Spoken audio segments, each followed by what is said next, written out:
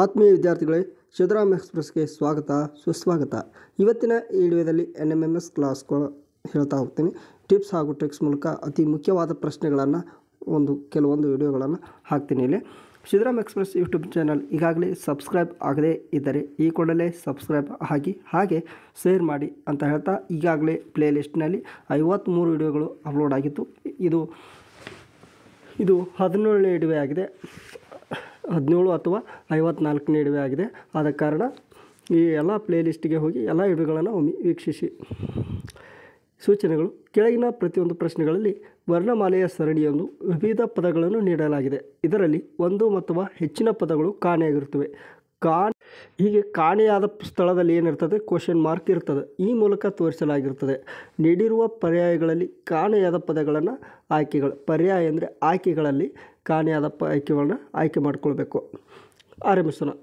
ಇಲ್ಲಿ ನಾನು ಅಲ್ಲಿ ಕ್ವಶನ್ ಮಾರ್ಕ್ನಲ್ಲಿ ಇದಷ್ಟೇ ಕೊಟ್ಟಿರ್ತಾರೆ, ಇದು ಕ್ವಶನ್ಸ್ ಅಷ್ಟೇ ಕೊಟ್ಟಿರ್ತಾರೆ. ಆದರೆ ನಾನು ನಿಮಗೆ ಈಜಿ ಆಗಲಿ ಅಂತ ಹೇಳಿ ABCD ಅಂತ ಎಲ್ಲನೂ ಬರೆದು ಇಟ್ಕೊಂಡಿನಿ. ಬನ್ನಿ, ಇಲ್ಲಿ ಆರ್ ಪದ ಇಲ್ಲಿದೆ.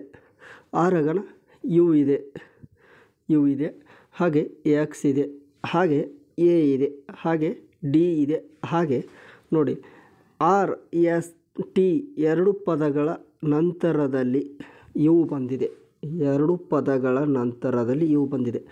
ಯು ಆಗನ VW ಎರಡು ಪದಗಳ ನಂತರ ಏನು ಬಂದಿದೆ, X ಬಂದಿದೆ. XY YZ ಎಂಬ ಎರಡು ಪದಗಳಾಗನ A ಬಂದಿದೆ. B ಮತ್ತು C ಆ ಎರಡು ಪದಗಳಾಗನ D ಬಂದಿದೆ. D ಮತ್ತು D ನಂತರ ಎರಡು ಪದಗಳ ಆಗಬೇಕು. ಇವೆರಡು ಪದಗಳ ನಂತರ ಯಾವ ಪದ ಬರ್ತದೆ, G ಪದ ಯಾವುದು ಬರ್ತದೆ, G ಪದ. G ಬರೋದ್ರ ಆಯ್ಕೆಯಲ್ಲಿ G ಇದ್ದರೆ ಸರಿಯಾದ ಉತ್ತರ ಯಾವುದಂದರೆ ಆಯ್ಕೆ 2. ಸರಿಯಾದ ಆಯ್ಕೆ ಯಾವುದು ಅಂದರೆ ಆಯ್ಕೆ 2. ಈಗಾಗಲೇ ಅಲ್ಲಿ ಆಯ್ಕೆಯಲ್ಲಿ ಕಂಡು ಬರ್ತದೆ ಯಾವುದು, G ಪದ. ನಂತರದ ಪದ ಯಾವುದು ಬರಬೇಕು, G. ಇದಕ್ಕೆ ಸರಿಯಾದ ಉತ್ತರ ಯಾವುದಂದರೆ ಆಪ್ಷನ್ B, G ಸರಿಯಾದ ಉತ್ತರ. ಇನ್ನು ನಂತರದಲ್ಲಿ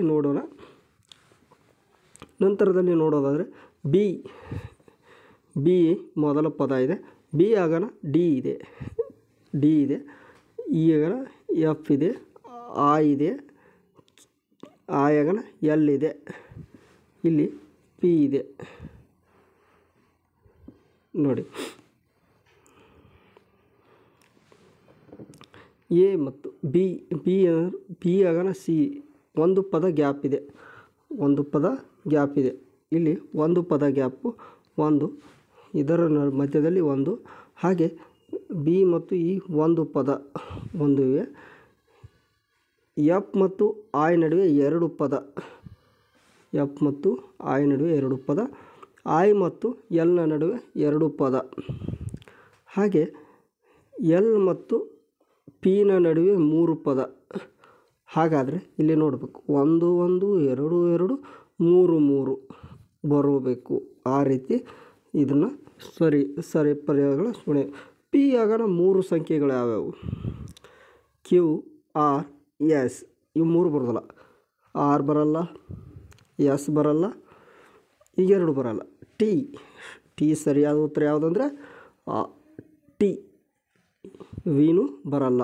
V ಎಷ್ಟನೇ ಪದ ಆಗ್ತದೆ, 5ನೇ ಪದ ಬಿಟ್ಟು ಬರ್ತದೆ. ಇದಕ್ಕೆ ಸರಿಯಾದ ಉತ್ತರ ಬಂದ್ಬಿಟ್ಟು ಆಯ್ಕೆ 3 ಸರಿಯಾದ ಪದ. ಇವು T ಆಯ್ಕೆ 3 ಸರಿಯಾದ ಉತ್ತರ ಆಗ್ತದೆ. ಇನ್ನು ನಂತರದಲ್ಲಿ T ಮೊದಲ ಪದ ಇದೆ. T ಆಗನ R ಇದೆ, R ಆಗನ P ಇದೆ, N ಇದೆ, L ಇದೆ. ಇಲ್ಲಿ ನೋಡಬೇಕು,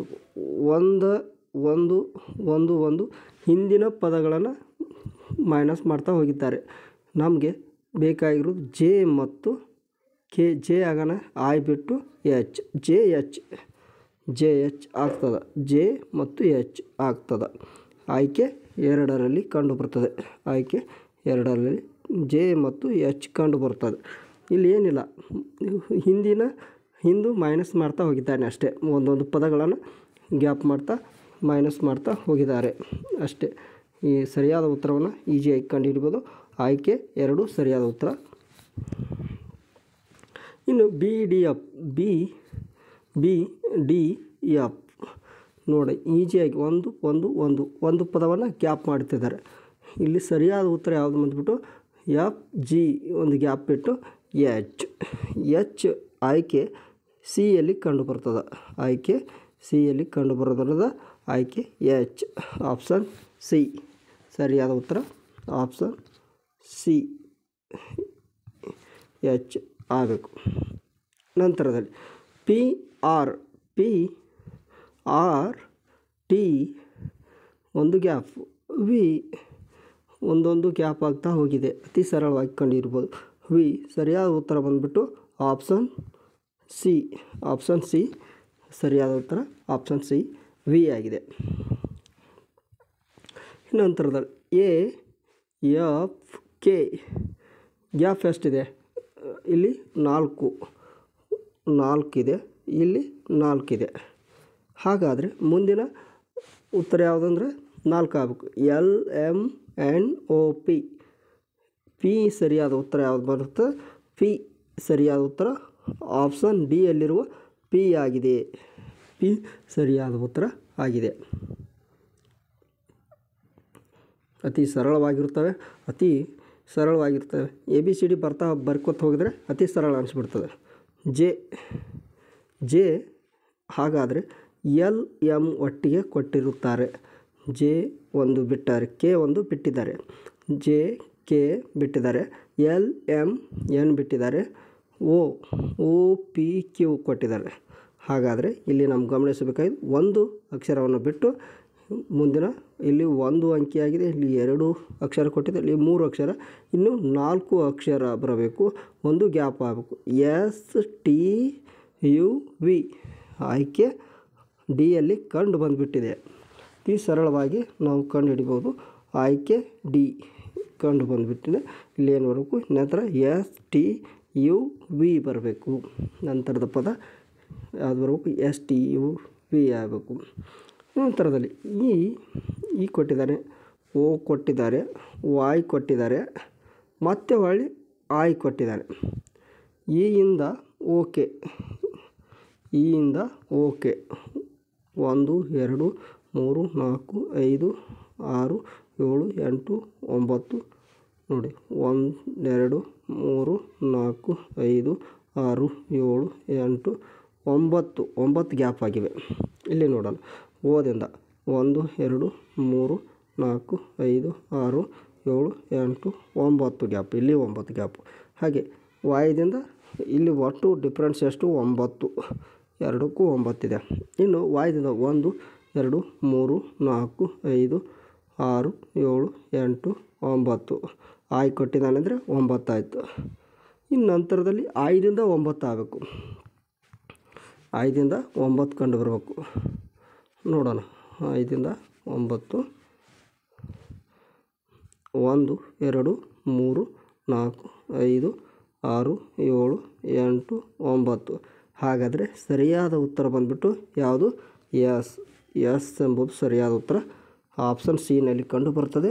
ಆದ ಕಾರಣ ಮುಂದಿನ ಅಕ್ಷರ ಯಾವುದು? ಎಸ್. ಇಲ್ಲಿಯವರೆಗೆ ವೀಕ್ಷಿಸಿದ ನಿಮಗೆಲ್ಲರಿಗೂ ಧನ್ಯವಾದಗಳನ್ನು ತಿಳಿಸುತ್ತಾ, ಈಗಾಗಲೇ ರಾಮ ಮಂದಿರ ಉದ್ಘಾಟನೆ ಜನವರಿ 22ರಂದು ಆಗಲಿದೆ. ಆದ ಕಾರಣ ನಮ್ಮ ಕಮೆಂಟ್ ಬಾಕ್ಸ್ನಲ್ಲಿ ಜೈ ಶ್ರೀರಾಮ್ ಅಂತೂ ಕಮೆಂಟ್ ಮಾಡಿ ಅಂತ ಹೇಳ್ತಾ, ಜೈ ಹಿಂದ್, ಜೈ ಕರ್ನಾಟಕ.